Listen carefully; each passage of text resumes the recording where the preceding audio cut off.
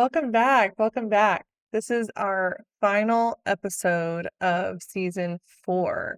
How's your week going, Audie? It's going good. I can't believe it's been the final episode of the season. You guys have heard us yap for 10 episodes, and here we are.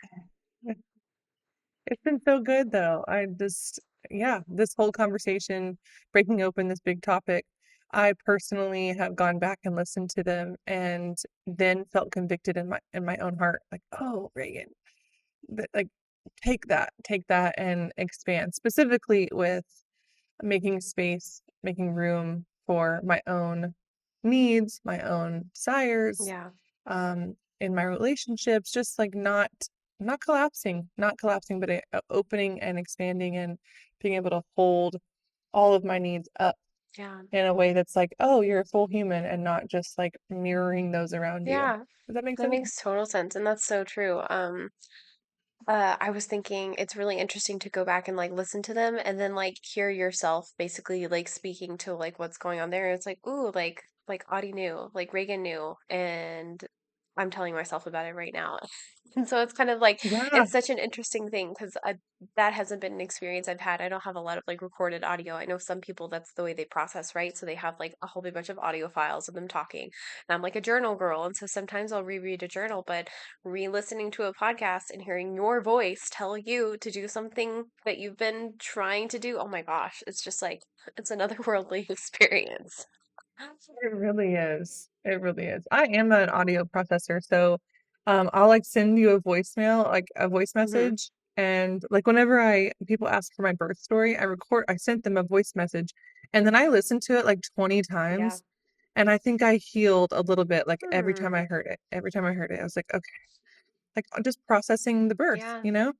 that's so true. But that's totally how I do it. That's funny that you mentioned Yeah. that.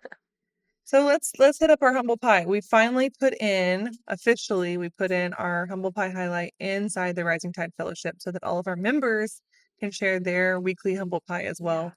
And it's kind of fun because I know when we're talking about these, you guys are probably thinking of yours, and I've heard that multiple times from other members. So, um, humble pie, you want to start? Yeah.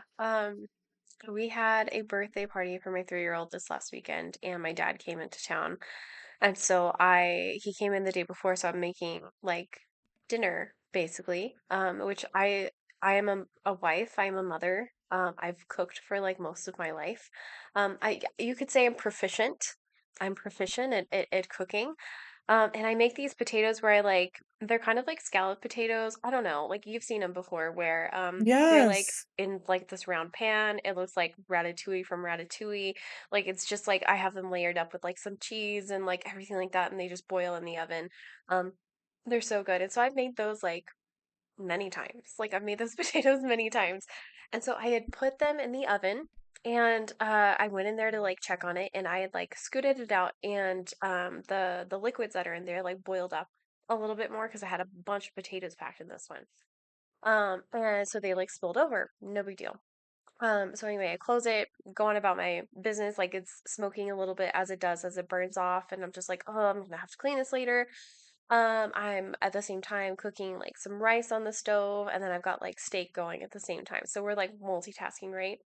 So I go check the potatoes again about like 15 minutes later to see where they're at. Again, they were packed tighter, so I knew they were gonna take longer. I open it up, it spills out again. Whoosh. I go up in flames.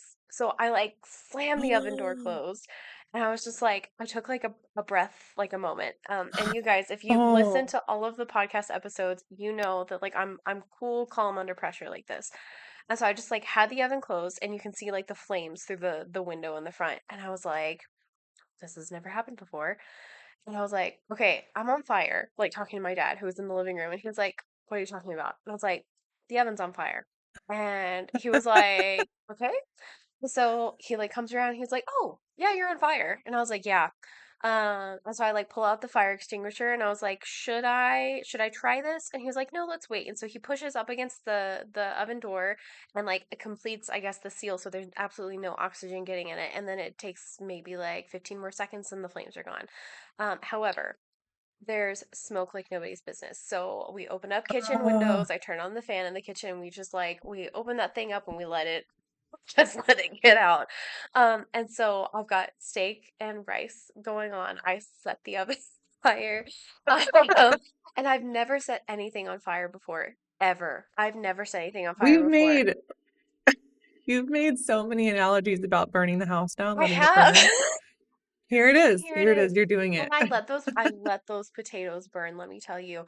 And then yeah, no, so everything calms down. My dad's girlfriend's in the other room, and somebody, who else was here? Was it just the girls? I can't remember if Eric was home yet. Um, but he was kind of like looking at us like it was weird, like that we just kind of like had like talked to each other like because she was like, I'm panicking. Like there's like this level of like the how did you guys just, and then I'm just, and yeah, and so anyway, I just thought that was really funny because that goes along with what I talked about with like how we handled the stuff before, but it was also incredibly humbling because I was feeling like hot chiznits, whatever we want to call them, about cooking. And I've done really, really well. And yeah, and then I set the oven on fire, and I've never done that in my life. And so I was massively humbled. And Massively when you have humbled. guests, And when you have you guests, can't even like hide it. You no, can't even pretend. nope, not at all. And I was just like, well, this is happening. And then we were gonna bake like 4 dozen cookies like the next day. The potatoes were fine. They were not burnt. I was going to They came ask. out. You did not spray down. You did not have to spray the stuff and ruin I them. didn't, Yes. and so they came out. They were smoky. Honestly, it was really good. It was Yum. nice. You had a smoked I had smoked potato, potatoes. uh, au gratin, whatever it Yeah. is, you know. Um, That's but amazing. yeah, that's my humble pie. And then we made cookies the next day, and honestly, I was afraid of making like working with the oven. But come to find out, the top part of the oven, it's an electric stove, and so the top part doesn't work. And so the bottom part overworks. And so we burnt 2 batches of cookies. And so Oh. anyway, things are like kind of clicking. It's like, oh, like it's because the oven's broken. That's what I'm blaming it on at Oh. least. Yeah. No. So yeah, that's my humble pie, Reagan. Wow. That's a pretty epic humble pie. I think so That is too. amazing. That's like, I mean, that's just, I can see it all, except there was no like, dun, dun, dun, dun, dun, dun, dun, dun. There was no, Yeah, there wasn't you any of got, that. you and your dad were like, what are we gonna do? We're gonna close the door? Yeah. Like, just so chill. I'm like, I don't know what that is. Is that training? Is that trauma? Is it both? It's But that's probably really both. good. It's It's amazing. probably It's amazing. both. Like, that's some sort of like military-esque level calm in a Oh, crisis. thanks. That's amazing. Thanks. But yeah, Yeah. what's your humble pie? Not calm. Oh No, no. it's been fine. It's been fine. It's just there have been so many moments of trying to be me and my husband while he's gone. Mm-hmm. And so I'm like, okay, I got the dogs walked. We have 3 big dogs and I have a baby. So and she doesn't like to go in the wagon. She just has to be like, it's just it's hard to do both. It's Mm-hmm. very hard to do both. Yeah. The dogs are over 100 pounds. One of them's 150 pounds. Like Like, it's hard. It's a full job if my husband walks all 3, like, his hands are full, his back's, like, he's yeah. working, like okay. Um, and so what was I gonna say? Okay, so doing all the things like that, like, "Yay, I did it, I did it, I did it." I get in bed, I'm like, "Everything's done." It's, like, night 3, and I did it. Yay! And I'm trying to go to sleep, and I kinda can't, well, first because my daughter has not slept since my husband left. Hmm. But also, I'm just kind of struggling to sleep a little bit, and I feel that feeling like on Home Alone when the mom is on the airplane and she's like, "We forgot something. Did we leave the toaster on? Did we leave the Mm-hmm. garage door open? Did we leave?" And that's what I feel. And all of a sudden, it's 11:20, and I just like my eyes pop open, and I'm like, I left the water hose on when I was Oh watering the no. watermelon. Yes, and I was like, ah! I left the water hose on. So I like jerk out of bed and like try not to wake up the whole family, which is in my room, and like, hop over lumps and heads and try to get Yeah. out the door. And I realized I don't have shorts on. So I'm like, oh, go back through, try to find some shorts. Okay, go back to the front yard. Like it did look like their water is watered on my watermelons and my whole front yard and down the street. Mm, Yeah, so luckily our water prices here in East Texas are like nothing because it rains daily. yeah. But still, it was a big old fat waste and I was like, okay, uh I'm not gonna dwell on that. I'm just gonna be glad I got it before like Yeah. the morning, Yeah, you know? I was gonna say, I was like, that's a humble pie. That's like, that's a win. Like that's a win. Right? I got it before the morning. I got it before it flooded the entire neighborhood. Yeah, technically it was not I did not let it go all night. Oh my Just, gosh. before midnight. Yeah. So there've been lots of moments like that of like, Yeah. "Ah, oh, I got it. Okay, it's okay." But just letting those balls drop. Oh yeah, your theme song, your da da da da da da. And I so empathize with that. It's hard when you lose like a whole piece of your like your routine. And even you guys have known he's gonna like travel, so like you've been able to prepare even, but like still there's no level of preparation that will like prepare you for that when it actually happens, you know? And so I just like I don't know, it sounds like you're doing well to me. Sounds like you're Thanks. handling it great. Thanks. It feels safe. I think that was my main thing is like I know I can do it, Yeah. but listening to our podcast on like that feeling of if I don't hold everything, it's going to all fall apart. Mm-hmm. I did not want to feel that. I was Yeah. like, I don't want to feel that. I don't want to feel the tension in my chest, my shoulders all week. Like, I don't want to be Luisa from Yeah. Encanto. So that's been my goal is like, can you do this softly? Can you do it Mm-hmm. with surrender? Can you do it with the Lord? And, it's been good. It's Yeah. been messy, but it's okay. That's kind of what he's been teaching me is like, you can do a lot more if you'll do it my way Mm-hmm. without perfectionism. That's So I'm so working on true. that. And that's so good. Thanks. Yeah. All right. Well, you ready to dive into our last and final topic of season 4? I am. I'm so excited. I'm also sad, but like, I mean, we'll be back, so Oh yeah, that would be can't get good. rid of this. No. Well, yeah, we're talking all the time anyway. We might as well record it in here. Right? So we talked around this topic a lot because this is the final one. We wanted to summarize it for you guys. We wanted to bring this season home. And we went all over the map. And so we're just going to bring it out. But I think the overarching topic today is to impart in you, in all of us, and myself, that this truth, this like always a truism Hmm. that deep down, each of us knows what's best for us more than an expert on the outside Yeah. or family member or a friend. Like deep down, we have the wisdom, and coaching is just to help us trust God and trust ourselves more in that place where you and God are talking Hmm. and you can feel it and you know what's right. That intuition, Yeah, right? absolutely. Yeah, no, I think that's something that maybe is misconstrued like with like coaching or with we could say like therapy, any type of like mental help or like even like medical help of some sorts. It's like the ultimate goal for those of us who are like searching for healing and wanting to help other people find that, the goal isn't to like work Mhm. with you forever. Like we want to kind of like like we're instilling that confidence and reminding you that you have the answers. You're going to figure these things out for your life and like give you that confidence and like be on our way. Um and so I think that that's something that I really want to drive home is like um, you guys are like, y'all are so smart. I'm like, everybody, like we have so many gifts and so many talents, and I want to brag on my clients. I have a handful of them right now, all doing different things, but freaking they're making leaps and bounds, like leaps and bounds. And I'm like, it's really exciting to watch that progression, but also know like you're going to be done with me here in a few months. Like you're on to the Yeah. next thing here in a few months. And so that feels really good. But I also want to just, like I said, brag on them here for a little bit because like they're killing it. And they're doing exactly this that we're going to explain. Um, so yeah, I'm sure you have clients Mm. that are doing the same thing too, but I'm like AG coaching clients, like y'all are killing it.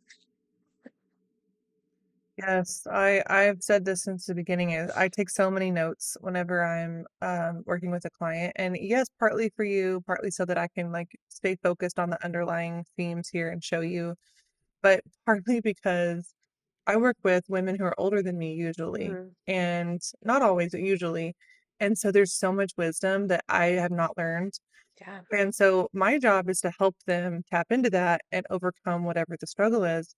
But while they're tapping into it, I'm just taking pages of notes Yeah. because the wisdom is just, and the faith experiences, like, uh, I mean, Yeah. the how they relate to and talk with and trust in God, just like is a huge testament. My faith is made so much stronger by the wisdom of my clients, and Yeah. it's just so cool. So yeah, just wanna, I wouldn't even mean to do that, but yes, they are amazing. And so if you're not feeling amazing right now as you listen to this, like, "That's not me." Oh, it is you. Mm. It No, is. it's 100% you. It is.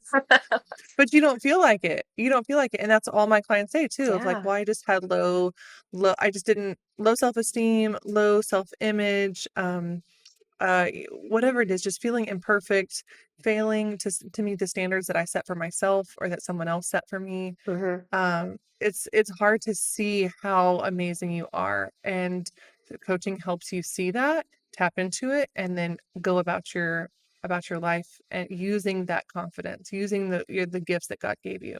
Yeah. Yeah, no, absolutely. Ah, I'm like, oh, that's so good. But yeah, I think that oftentimes we have a hard time getting there.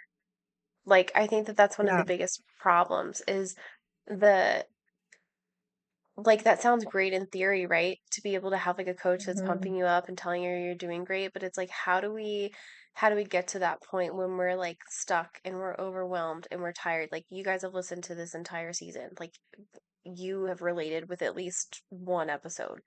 And if you've related with just one episode, then there's criteria there of like, okay, like how do I know the problem, but I don't know how to fix it. Like I don't know how to move forward. And so, Reagan, what do you think that we could tell them that would help them kind of just like explain where we've been, like how we've seen that play out? Yeah, yeah, that's a great way to do it, is just kind of share our personal experience because I'm actually up against it right now again. We've invested so much money in coaching over the years, Hmm. and you guys probably know, I've probably shared this before, but when we first got coaching, my husband didn't even get any coaching. I just started kind of like helping him adjust his mindset Hmm. and adjust, mindset like from like, well, this isn't possible. We have to know somebody in this town to get a good job, like, just Yeah. negativity about business. And I literally coached him into a $40,000 raise, like in the like quick. Yeah. And so he just leveraged his position, $40,000 raise, new job in a place where he wanted to live. Like, it's just amazing. So, like, that was really quick, tangible result. He sees it, he saw it. Hmm. We immediately had a cash influx. And then, but now again, it's time for him to start working with a coach again. Like, he's just at this place where he's stuck. He's done everything he can do, and he needs outside perspective to just show him his own strengths Hmm. and show him where he knows to how he can overcome these. Right. And he's like, I don't want to waste the money. Yeah. I'm like, what? Well, we have money because you spent it before, like I spent it before and gave it to Yeah. you. But it's like he just has this big block around spending the money. He feels like it's going to be a waste. Hmm. And I don't know about you, but I have wasted money on a business coach. I wasted money on a marketing coach. So I think that's a real fear of, what if he's like, yeah, it worked that time, but what if it didn't work? What if it doesn't work this time? What if it doesn't work for me? Yeah, that's so true.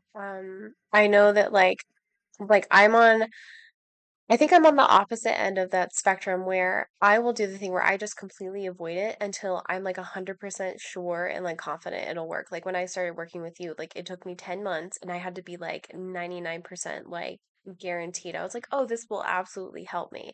Um before I'll spend money on something because I am so, I guess, like afraid of wasting it. Like, there's been a handful of times where Yeah. there's like marketing opportunities or business coaching opportunities or something like that that come up, and I'm like, no, I'm like, I'm not gonna do that. Um, but I feel like I miss out on a lot of good like learning lessons, like not having that flexibility with that. cash, I guess you could say. Um, because there's so many things to learn from each different person. There's so many different experiences that we get to have, and then we learn from those experiences too. Like I'm actually a great example of that is I have decided I'm going to work with a photographer to get some branding photos done. And that's what she does. I'm super excited about it. We're gonna book either this month or next month. I'm like, y'all be looking out. Like they're gonna be cute. Um, but it's gonna cost a pretty penny. It's gonna cost a pretty penny. And I bit the bullet. I was so proud of myself, Reagan. I bit the bullet, and instead of shopping and shopping and shopping, I was like, she feels good. And I'm like leaning into this intuition, and I think I'm going to stick with this. So yeah, I think that that's interesting because I don't, if I hadn't been coached, if I hadn't had coaching, then I wouldn't have leaned into that intuition aspect of it. Um, Yeah, those decision-making skills, that's a yeah. huge, huge difference. Oh, that's huge. And that's kind of, we can get into that. But yeah, so if our problem is fear of getting unstuck, like Mm-hmm. I don't know how I'm here. Like I'll give you an example in our life right now. We have like built the dream 2 years ago. Mm-hmm. We worked with a coach or I guess that was 4 years ago. Yeah, 4 years ago, we worked with a coach. We figured out our dream as a couple, Mm-hmm. like what we wanted to do, and then we started working toward it. Yeah. And it was huge. It had like moved to a beautiful place with trees where it Yeah. rains regularly. It had grow our family, and it had all these things that like we're going to take a lot of time to sell a house, to move, to build my health up enough to where it could sustain a pregnancy, Mm-hmm. all these different things, and we're killing it. Yeah. But now it's stuck. Mm-hmm. Now it's like we've hit it, hit it, hit it, hit it, and now like we're kind of just stuck, and it's been stuck for a while. And obviously we've been praying and praying and praying, but it doesn't feel like this is a waiting on God thing. This Mm-hmm. feels like a we're missing some piece of the puzzle here. Yeah, that's so interesting. The way you say stuck, it reminds me of like you're climbing a mountain and like you're reaching a plateau. And so like the Yeah. plateau is like discernment. Like we have to pray, right? Of like which direction am I going to go up? Like where am I going to start climbing? But like to take those first steps and like not being able to take those first steps, it's like, okay, am I afraid because is my equipment faulty? Like, do I have the right shoes? Like, are my hands tired? Like, what is it? And so, like, that sounds like where you guys have been at. And I think it's really interesting because, again, that's where coaching does come in, or outside wisdom of some sort, where you're like, okay, like, you need X, Y, and Z to be able to start climbing again. Like, let me help you get it. Yeah. Or even just showing us, because what's going to happen is this happens every time in a thing is like, I'm like, you know what our problem is? Our problem is this. And when they ask questions about it, they're like, "Is that your problem? Hmm. Because what about this perspective?" Yeah. But that's what I always find is that my clients are asking me like, "I need to be more disciplined, or I need to be more Oh, patient. it's I so need to be more true. understanding with my," and it's like, wait, wait, wait, wait, wait. You put like 10 times the amount of standards on yourself as a normal person can hold, Yeah. and now you're praying for more patience. Maybe what if we shifted it and like, do you think more patience or more courage to like delegate Hmm. or to ask for help or like those are the Yeah. shifts. And so I cannot see that for my own life right now. Yeah.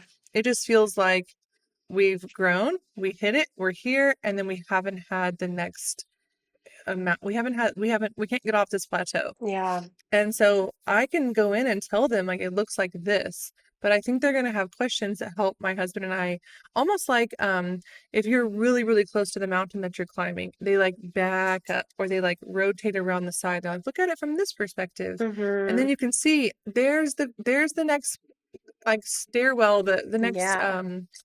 like climbing area where you can really latch on. Yeah. You've been like grasping over here at this like smooth rock, then you're just slipping and falling and slipping and falling. Like Absolutely. just rotate over here. And so I don't know if that's tangible enough. Maybe we Yeah. need to kind of start sharing some tangible Yeah. examples of how coaching has done that for That us. makes so much sense. And like I can give an example in my own marriage. Like my husband and I've talked about this. Like we've just been really reflecting on growth and trying to stay in gratitude because we're also we had reached a plateau and we've just started taking steps, the both of us. And so we're at the very bottom of like that next climb. And so that can feel like daunting because we have a long way to go before we reach the next plateau, right? Um, and so like we've just begun and we're just starting and we're reflecting back on things and we were talking about how um my problems, like my childhood trauma, like everything that was going on in my life was so big that for the longest time, like he had felt like drowned out. Like his problems weren't a big deal, like they didn't need to be addressed. And if they did need to be addressed, like it was just really easy to like just shove them below the surface because of everything else that was going on. And so what coaching did when I started coaching was, or receiving coaching was the fact that I was able to take those things and like actually work on them. So like I could work on becoming more decisive and more confident and I worked with my therapist on like healing trauma and like I really like dove into my own healing work of like really getting into the nitty-gritty of those traumatic uses and like pulling things apart. And so instead of me leaning on my husband as much for that type of support, like I kind of like took my stuff off the stage and like left him there in the middle of the stage and he's just like I can focus on me. Like it's kind of like it was kind of like a like I can now look at it, he can now look at his own things, his own problems, his own concerns. And I think that like that happens often like with one spouse who like it's obviously got it's not bad that I needed more, but because it was taking away from him, we have to figure out that balance because like that's the marital balance, right? And so that was really great that coaching was able to like pull those things out of his spotlight so then we could focus on each other. Like he could also go into like his own therapy and his own healing and his own work because that's just as necessary as mine. But mine was louder, mine was mine was grosser like on the surface and it couldn't be Mhm, shoved mhm. in as much. And so it just I love the fact that I'm able to say that coaching helped me hold space for my husband. Like helped me Mm. help me love my husband better because I fully believe that's what it did. Oh, and he would agree with that too. Yeah, he would. Like we talked about it yesterday. He would. He would agree. Yeah. My husband says similar but slightly different. He's like, whenever I tell him like thank you for something or like, oh, you're doing such a great job at work or whatever it is, he's like, no, like yes, but like thank you. He's always like Hmm. thank our where our family is due to you pushing us and growing us Yeah. and like refusing to let me be stuck. Yeah. And he's always like, "Everything we have is thanks to you." I'm like, "No, it's not," but I know what you mean. Because he does get in this mindset of like, "Well, this is life. This is as good as it gets. Like, Hmm. this is what it is. Like, this is what," and I'm like, I just refuse to believe that. Like, Yeah. I can't. One, because when I was sick, he was like, "This is just the way it is." And I'm like, no, no, I'm not living like this. I can't do that." Yeah. Well, partly because I couldn't literally live, but, like, n no, I just no, there's more than this. This is not life fully alive. Yeah. If you're angry or frustrated or resentful with God, and that's where he was, like, then that means we need to do some work, Yeah. dude. Like, come on.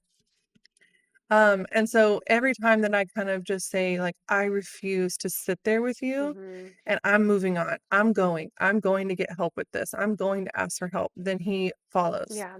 And then he's so grateful. Yeah. He's so grateful because then he takes it and makes it huge for our family. Yeah, absolutely. And it's that teamwork aspect of it because like initially like the problem is like we're afraid, right? We're just afraid of doing either the work or we don't know what the outcome is going to look like. Like there's fear and that's the root of it, right? But when we're able to like coaching has empowered me to be okay with the fear, like to embrace the fear and say that like fear isn't bad. Like fear isn't it just means that we're about to step into the unknown. Like that's the way I've been thinking about it. And so when I have the confidence to step into that fear, our husbands see us as like these women that we're not even, it's not that we're fearless, it's that we're like terrified and we're doing it anyway. Like it's like, okay, if she can do it, I'm gonna go right along with her. Like I'm not gonna let her go alone. And then all of a sudden we see like massive changes and shifts, and again we're moving from one plateau to the next because we're doing it together. Um, Yes. yeah. Yes, that's so huge. And I used to feel bad about being the catalyst in our family. As the woman, I thought the man was supposed to be the catalyst. Mm-hmm. But the more research I've done on this, it's so normal for the woman to have intuition Mm-hmm. and to want to spark this change and then to bring it to the husband and let the husband just like embody it in a very big foundational way. Yeah. So the woman's like, I want to do some work on this foundation of our home. Yeah. And the husband just expands into that and just totally starts the renovation. Mm-hmm. And I am finding that that's how it's working for us in the last few years Yeah. of like, I see it. I want this. I want to change it. Will you help me? Yeah. And it's kind of like a craft. And he's like, all right, bring me my tools. I'll get it. And he gets it. Yeah. Like whatever that is for our family. And there's one other piece of this too. I think part of the reason that I don't know if maybe that's part of why I avoid going deeper, getting a coach. When it's time for a breakthrough, sometimes there are lots of reasons for avoiding it. Right. But for me personally, every single time that I work with someone to help me, there's this same recurring theme that and this is just me, maybe you'll relate to it in a different way, but Mm-hmm. there's this like when I have someone to talk to about it and this deep level of support, I realize the reality of my family, of my Mm. marriage, of my parents, of my siblings, like Yeah. all my family relationships, I kind of act like they're perfect and they're fine and they're wonderful. And then when I work with someone, I Yeah. just let them be what they are. Yeah. And then I get to start making decisions about that. Like, oh, this one's like junk. Yeah. Like, this is horrible, but I've been pretending it's fine. Or for my husband, who it's so good. But what I notice is that I get into this rhythm of kind of propping him up Mm-hmm. and not really holding him accountable, not really like, um, I get in this like almost like I'm protecting him from his own Yeah. stuff, his own consequences, his own stuff. And so every time I work with somebody, I see that for what it is, and I'm like, oh, okay, honey, Yeah. like gloves are coming off. Like here you go, you're gonna stand on your own 2 feet again because I've been propping you up again. Yeah. And it makes him a better person. It makes him more holy. It makes him a stronger man. And again, all the relationships. I don't know if you Yeah. can relate to that. No, definitely. I think I can. The like mine is more of a like I feel like I prop myself up on other things, and there's like again we have the relationship with my mom, the relationship with my family, and how that's drastically changed over the last few years. And I think that what you said, the reality of the situation is that I lied to myself for years that things were okay. I lied to myself. I gaslit myself so hard. I was like, nope, this is fine. Everything's good. Everything's completely fine. But it was a fear that I couldn't stand on my own 2 feet. Like, it was a fear that I needed to be propped up. And I hadn't been, that's part of my childhood trauma is like I wasn't taught how to stand on my own 2 feet.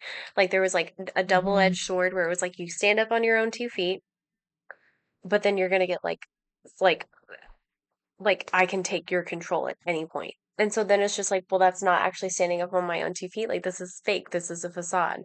And so like I definitely can resonate with that because it's and it hurts honestly when you like have that reality hit you of like this is most likely never going to change, or Mhm. this has caused X, Y, and Z problems in my life, and I've been trying to like continue this like lie, like this pattern that isn't serving me, that was like, and it wasn't even something that I did, like it was something that was given to me.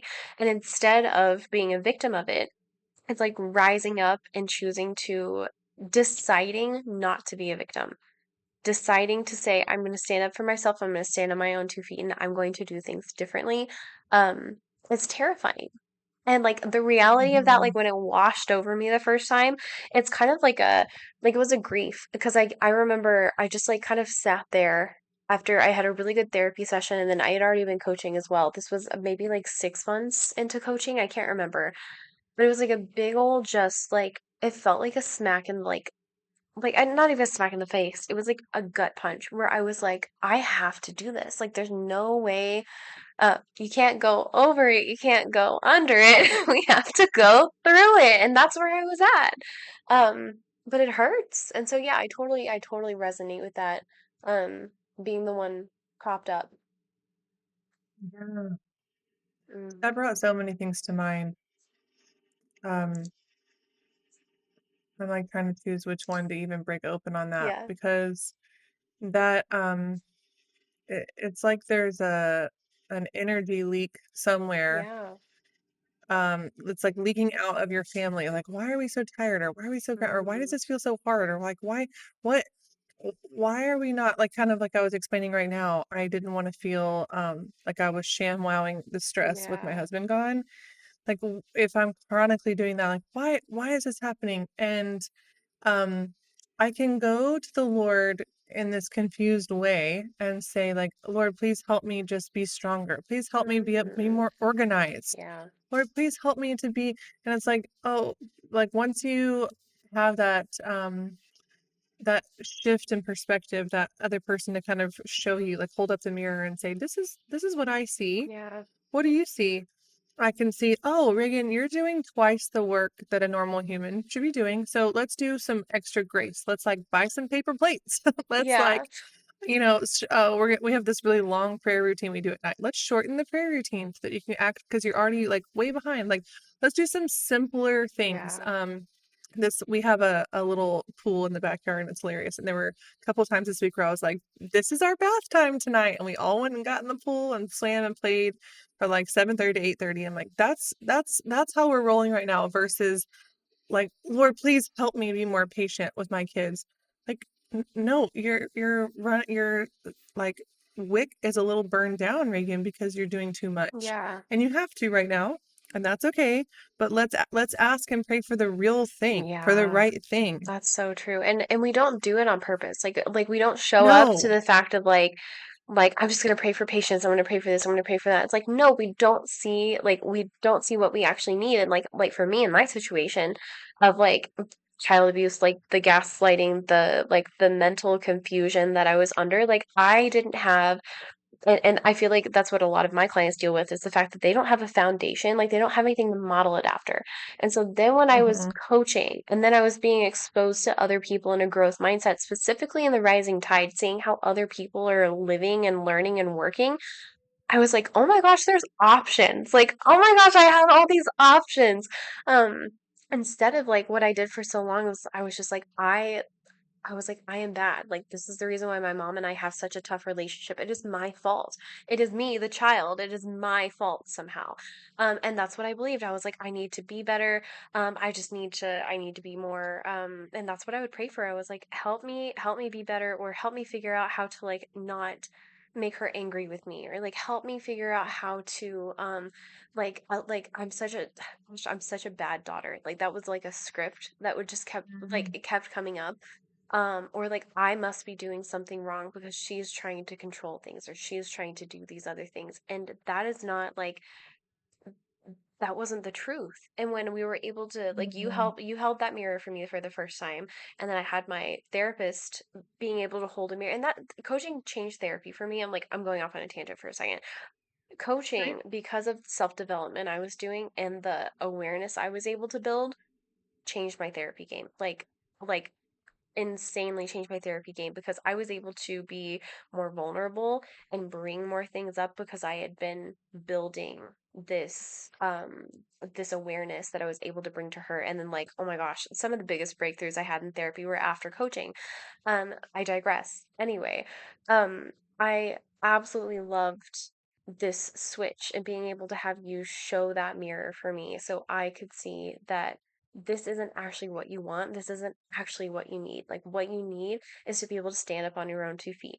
What you need is to be able to know that you're an adult and that you have a formed mind and you have a great relationship with the Lord, and like your choices and your desires aren't bad. And that just it sounds silly as we say it, but we need that. Like that is something that we need, and we can go back into history, right? Like we have like the our clans and stuff like that. We used to have that community that's super tight knit, like our village would do that for us, but in our modern day we don't have that. And so this is something that coaching helps with that. Therapy helps with that. Just like going to different groups, like spreading out and talking to different people is that's why it's so important. So anyway, I apologize. Ah. No, it's so real. It's so good. I want to share a client testimony, but also personal because I've told you that I'm doing this fascia exercises right now with a big group. It's like 2,000 women have gone through this course, and we're kind of sharing our like how it's going for Mhm. us. And they do not understand how I'm having such these big breakthroughs. Like Mhm. they do not understand it. They're like, "Wait, what?" And I was just assuming that this is the work, like this is the exercise that does this for everyone, Yeah. you know? And they're like, "No." And the founder actually was like, "Whoa, I'm gonna use this," and, like, asked me some Yeah. questions. But it's what I was realizing, I was, like, giving all credit to the exercises. And I'm realizing, oh, it's because we have so many skills with Yeah. how to all these things that we've been talking about.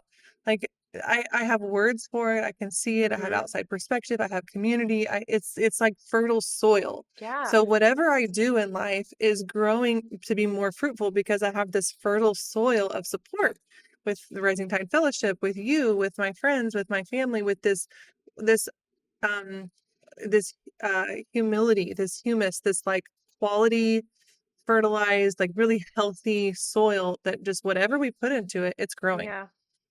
Oh, And I really forget that. I really, really forget that. Sometimes I'm just like, this is everyone's experience with whatever I'm doing. And they're like, no, ma'am. No, yeah. it's not. No, it's not. No, that's so true. Yeah. But a client experience too with what you just said, she was telling me that so originally it was like, help me. I'm just struggling after church. I don't want to talk to people. They're not really nice. Mhm. Like, I don't really want to go in there. I just have all the social anxiety about it. I just leave. I just leave real fast. So we worked through all of that and took radical responsibility for her role in this. Mhm. Like, and all of the different parts. Like, this is me having a very low self-esteem. Where does that come from? Let's heal that. Let's go into that. And so she just built and built and built and built, and she's this beautiful woman. I think I've told you before. I just call her this classy woman. She Mhm. just has so much confidence and beauty, and just radiance.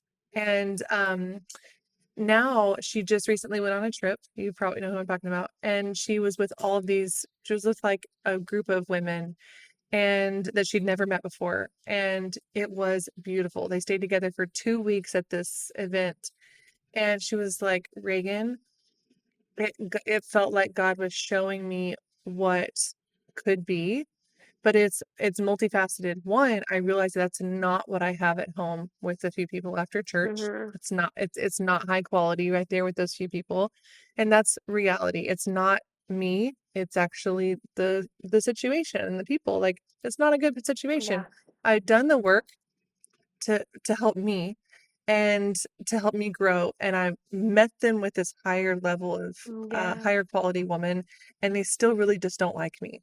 And so now I have the courage to go all the way to Washington DC and be with these strangers and spend 2 weeks with them, Yeah. and God just poured out this truth that I am a really good person and that people like me and that I can have these high quality friends and Yeah. relationships and networking. And so it's like both. She was like, I needed to see that Mhm. for so many reasons so that I could see that what I have at home is not my fault. Yeah. But also, I would never have had the courage to just go to Washington, D.C. and go do this big event and learn with these ladies and Mhm. get to know them and bring this quality. I wouldn't have done any of that without doing the work with coaching. So it's like this multifaceted fruit that she's seeing 2 years later of like, "This Yeah. is so cool. Thank you, Lord." And it looks like blessings, and it is blessings, but she became the woman who could actually receive the blessings. She would have never gone to DC Yeah. because her self-esteem was so low. Yeah, and that's so true. And it's like you stay in that spot for so long, you tell yourself the lie that like maybe this is just the way it is. Like this is just Yeah, like this is where I'm at. This is what it is. Like nothing is going to change. But the truth of the matter is like that is it's such a falsehood, and that is that I want to say that's a lie like from the enemy. Like I think that that is like a something that's sneaky that we don't always experience. Like I don't experience that one that much anymore. But there was a point earlier on where that would like peek in. It's like this is just the way it is. Like nothing's gonna change. Like this is and it's small and it's soft sometimes, but we can get like stuck in that part, and it's gonna keep us from those blessings. It's gonna keep us from the big adventure. It's gonna keep us from, like you said, becoming the woman who can accept those things. Um, and yeah, I think that that's awesome. Like that's an amazing client testimony. yeah, it's so cool to watch her just and the fruit keeps falling. Like Yeah, the fruit just keeps coming, keeps coming. It's like, "Oh, well, that would have," and she's just seeing all the connections, and it's just so amazing. yeah. You keep hitting on this theme of self-trust, Hmm. and that's you like really knowing what was best for you. This client really knowing, like, oh, it's not me. Okay. Yeah, Like, I know what's best for me now. And now she's making some decisions about, do I want to continue to go to church here? Do I want to? And she's praying about that in this new way and this new freedom of, okay, Lord, like, I see it's not me. I've done the work. I've improved who I am. yeah, And now what do you want me to do, Lord? Do you want me to stay? You want me to go somewhere else? Like, what is this? yeah, And, just that self-trust of and I don't mean just self, but really going inward with Christ and being able to talk to him.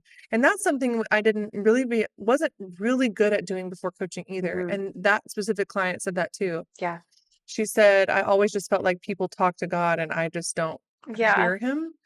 But that was like a special thing for special people. And now yeah. she's like, "Oh, I'll just talk to God about it." You know? Yeah, no, that's so true. And like the self-trust, like for me, like I think it's interesting because what I've seen with clients is like nothing changes. Like these things, the things that you were feeling before and the things that you're feeling after are the same, but what changes is the way you interpret those feelings, basically. And so like for me, growing up, it's like, ooh, this feels icky, this feels icky, this feels icky, this feels icky. And instead of saying like, oh, this is just the way it is, it's like that flip-flop of like you've done the discernment work, it's not you, or something was you and like you've worked through that, and then you reach the point of like op- you're on the opposite end of it and you're like it feels icky and I don't want it. It's like the outcome of it. It's like get this away from me. I don't want this. Like what am I called to do with that icky feeling? Because we were always supposed to learn something from that. And I think that's something that like I've struggled with and a lot of my clients have struggled with is the fact that with that self-trust, it comes like we talk about self-abandonment. Well, we've talked about that a lot this season. And so it's just a whole big bunch of suppression. It's like, I don't feel this, or like it doesn't actually feel this way, or like I must be wrong, or I must be wrong, or whatever that thought is. And that is so uh, when that mirror was held up for me, what came back was you're telling God that he's wrong. And that's a big one. Like that is so difficult because this sometimes he communicates with people like verbally, sometimes it's through prayer. Like I feel it a lot in my body. And I think we all feel it a lot in our body, but we have to have that awareness to understand like what those feelings mean. And so then when we're saying like, oh, like this doesn't actually hurt, God's like, bro, like what do you mean it doesn't actually hurt? Yeah. Like those are pain receptors. Like this hurts. Yeah. Like there's something there. And so I think that that self-trust aspect is so interesting because it goes into I mean like yesterday I took the kids out. I was with my in-laws side of the family and we were getting dresses fitted for the quince that's coming up and I'm super excited about it and I had the kids and my littlest was she was getting fussy, so I was about to feed her, and then my oldest was sitting there like just agitated. It was almost nap time. She was ready to go, and it was really interesting because I was just like, cool. I was like, I'm there with a whole bunch of other family members. Lily's not gonna go anywhere. I'm gonna feed the baby. We're gonna get our stuff together. We're gonna go. And I was just like cool as a cucumber. Like it just felt good. But there was like a time in my life and like something my mother-in-law was trying to assure me. She was like, it's going to be like you're gonna miss times like this. And it was almost kind of like she was thinking I was freaking out. And I was just like, I'm okay though. Like I'm good. Like this is frustrating because it's inherently frustrating, but like kids are gonna fuss and kids are gonna cry. And like you and I have had that conversation too where and I'd love to hear more about your experience because I know ours are different, but like I guess was able to handle it in a way that was a lot better than before of like the freaking out and like the like Lily, you need to sit still and you need to stay like quiet and everything. And oh my gosh, the baby's like teething, and so she's just like trying to breastfeed, but she's also like flailing around everywhere at the same time, and it didn't bother me. But coaching gave me those tools to be able to trust myself and know that like kids are going to be kids and this is going to be okay, and like this isn't a reflection that you're a bad human being. Um, and yeah, I just that one was a really big a very I think a very tangible aspect of self-trust in general because it's trusting Mhm. that you're okay and that this is normal. Mm. And that's, I mean, just even like that one's a hard one to quantify because like in one day I will feel like 10,000, maybe a million, like just so many opportunities to self-blame, to Yeah. spiral, to ruminate, to like overthink something. Like when I'm vacuuming, I was vacuuming the other day and I was like, thinking about, am I hustling too much? I think I'm hustling. Am I pushing too? Yeah. And I was like, oh yeah. And you just like relax. Your body's like, it's okay if I'm hustling. It's okay if I'm going slowly. Um, you can feel Mm, it in your body of like, what do I want? Because like, and I'm like half talking to myself, half talking to God, like, and he thinks I'm cute. He thinks I'm not like sitting there in shame and this like, oh Lord, help me calm down or help me get this house clean or help, just all the stress that I yeah. used to feel in simple tasks. Like the kids are crying or I've got to walk 3 dogs and push a baby and figure out how to do that, or Yeah. um, the vacuuming and getting a few chores done, like knocking it out before the kids start to really resist all the chores, Yeah. like the thousand things that I do in a day are just done differently on the inside Hmm. and they feel better and they feel lighter instead of feeling like God's kind of mad at me. I feel like God thinks I'm cute. Yeah. Even if I'm struggling, even if I'm like, oh, I totally, totally messed that one up. I'm like, and I just, that's the coaching work of Yeah. going into these failures, like 20 different failures throughout different coaching sessions and bringing the Lord into it and seeing him and hearing his voice and being like, "Oh, he's not mad." Even like when I totally messed up, he's not mad. Yeah. He's like, "Babe, like let me hold you or do you want me to like sit with you or like is eye contact, just that like um total 100% comfort that you're searching for when you watch TV or scroll or eat or you know like binge talk with a friend or Yeah. whatever.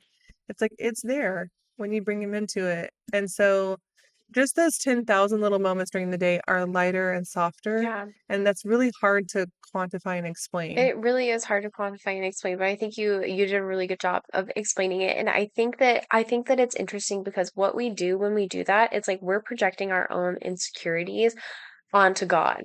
And so Yeah. we have God talking to us like we're talking to ourselves, but being Oh able to yeah. step out of that and be like fully know and trust that like he's not actually talking to me like that. Like that's me. Yeah. Um, but I think a lot of us do that internal monologue where it's just like, oh, like this is God talking to me, but it's actually me talking to me, and I am bullying the crap out of myself Or gaslighting or myself. Yep. gaslighting. Yeah. I just had a client. I'm gonna give you two quick client examples of that. Of like I'm struggling through something. When I was a kid, this is a story from somebody else. Like when I was a kid, this happened to me, Hmm. and I think Jesus is telling me I need to get over it. It's not that big of a deal. And I'm Mm, like, oh baby, Jesus doesn't talk to 8-year-old boys like that. no. Nope, he's not gonna come in there and be like, get over it. and let's like learn. Let's work together through this to one, remember God's character, Mm, and then enter into a prayer experience together where you can really hear his voice and quiet that rude accusatory voice. And it is literally coming from the accuser. yeah. And Mm, the other client example is she said, I said, "What do you think Jesus would say to that?" Just in talking, not in coaching. "What do you think Jesus would say to you on that if you told him that?" And she said, "He'd probably say, 'I told you so.'" I was like, "Oh, oh, no, that's not the Lord." yeah, Like, but I do that, you do that, like, we all you're exactly right. We project our insecurities onto the Lord, and then he's bullying us yeah, inside, and it's like, "No, that's not really happening," and that's where we some outside just like I'm not saying outsource your wisdom to a coach. I'm saying ask a faith-based coach to help you see the truth yeah, and then let you feel it and go, I agree with that, I disagree with that. yeah, Oh, I do see that here, I don't see that here. Just you have the wisdom and the coach can just kind of help you see where you've been like kind of getting tripped up a little bit by the enemy. yeah. That is, gosh, that's so true. I think about it and like you don't get like a like say a hefty diagnosis of something and then not get a second opinion. Like those are things that you have to do. Amen. And Ugh, so it's a good example. why in the world aren't we doing that with our mental health? Why in the world aren't we doing that with like familial situations? And again, that's what we've lost with like the lack of village or the lack of clan type community. And so it's really important to be able to like the rising tide, we have like four different main pillars of our community. There's different people in each of those pillars, people with different expertises, like, and you can take it to one of those pillars and you can take it to another of those pillars and another of those pillars, and you can get three different opinions on something in one spot. And it's lovely if you have that. Like, I know a couple of our coaches are really, really immersed in like a really lovely faith type community. And that's, gosh, I'm like, I wish I had that here in person. And I'm like, I'm building it. It's part of the dream. But when we're able to have that and we're able to go and outsource that, it's so helpful because now we have the entire array of things. It's like you're tasting a cake like for a wedding. You're not just going to taste like one or two flavors and be like, what is this? But you have a vast amount of like possibilities, but we limit ourselves in those possibilities for some reason. And maybe it could be different things like I don't deserve that many Mhm, flavors, or we could say I can't afford that many flavors. There's a bunch of mhm, different options, a bunch of different reasons why. But you're completely right, is we have to go get that second opinion. We're not going to just take the garbage and say this is a banquet. Like that's not true. And that's where we fall back into that gaslighting pattern of ours of just like, mhm, no, we're going to gaslight. And then the projection, we have to see this from the bottom. We have the foundation of it is the fact that we feel a certain way about something. We feel insecure, we feel unworthy, etc. And the fact that you think that God is talking to you, bullying you, is a symptom of how you're talking to yourself and like what you believe about yourself. And so we're missing that outside connection because we can like read the Bible, but we can also use our own narrative and internalize things, and we can manipulate scripture so hard. But that's all like there's so many times we've manipulated scripture. I myself, it's just like, oh, I need to be a better daughter. Like the obey your parents. Like, I'm like, I have to. Like, but what about not provoking your child? So I'm not seeing those things when I'm growing up in this situation that I did. And there's so many things like that you aren't seeing, that I'm not seeing, that we aren't seeing about our current situation. That's why we need more people to reflect that back to us. mm. Pause 1 second. Hmm. Yes,